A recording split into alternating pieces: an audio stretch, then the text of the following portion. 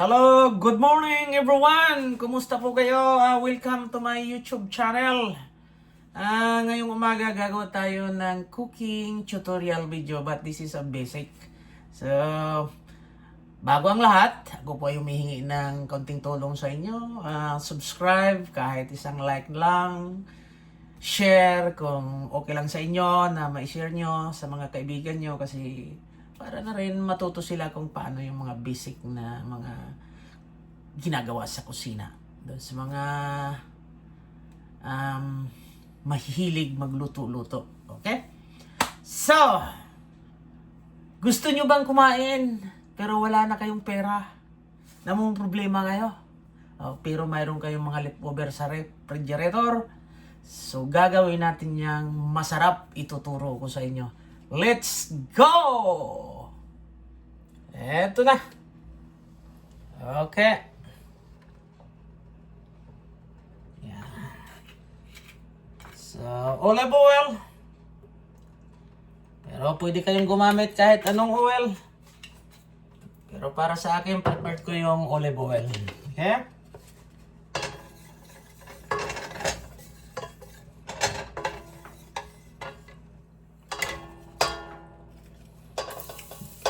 Garlic.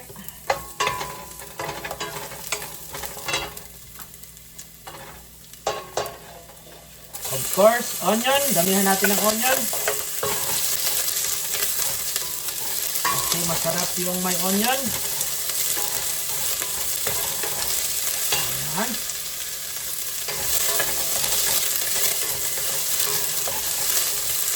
Mayroon din tayo ritong ginger.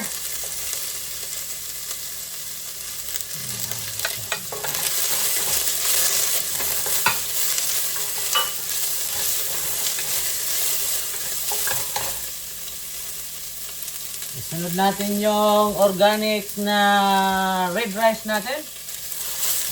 Half cup lang. Yan. Piprituhin natin yan. Siguro may idea na kayo kung anong gagawin ko nito.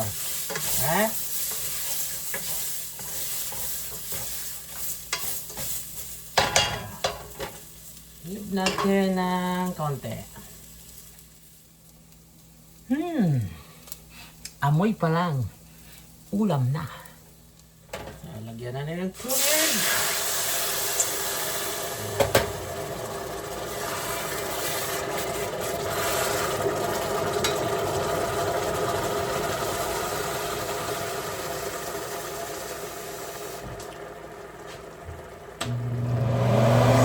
One more. 1 cup of water.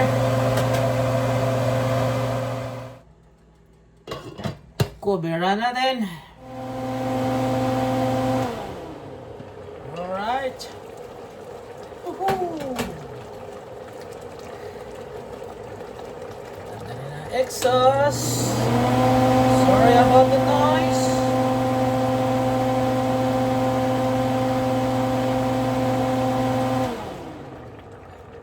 So, nandito yung ihalo natin dito. Beef ito siya, leftover. So, leftover ito.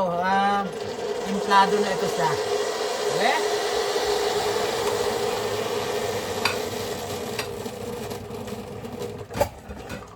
Wow! So, dahil medyo dry, lagyan natin ng konting tubig pa. Okay? And then, put a little bit of pesos.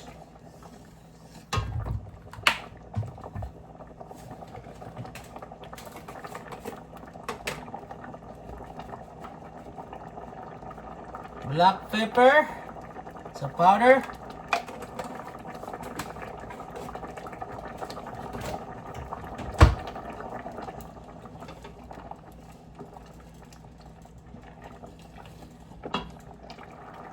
Put beef broth. Kasi beef ang hinalo natin, beef broth din ang ilagay natin. Okay?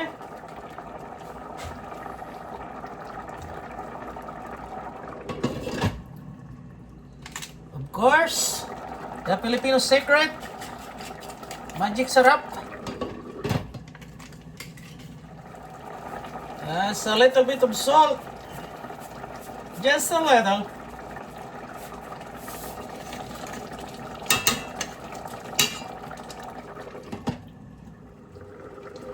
Put the vegetables. Wow.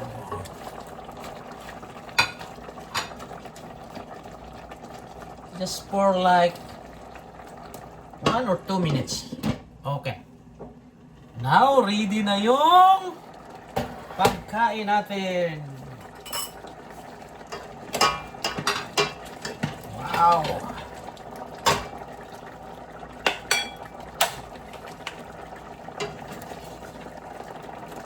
Ooh. Yummy, yummy, yummy.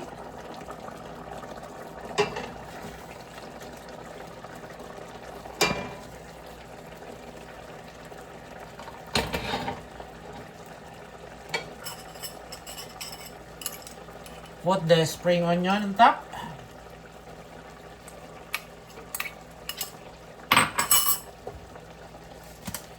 And put the dried garlic.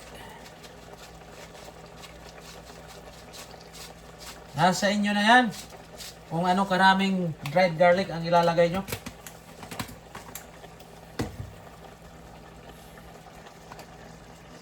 So ito na. Kakain na tayo. Yan. Sobrang sarap. So yun lang muna mga guys. Bye for now. See you sa susunod na cooking tutorial video natin. Bye bye. Don't forget to subscribe, like, and share. Bye bye.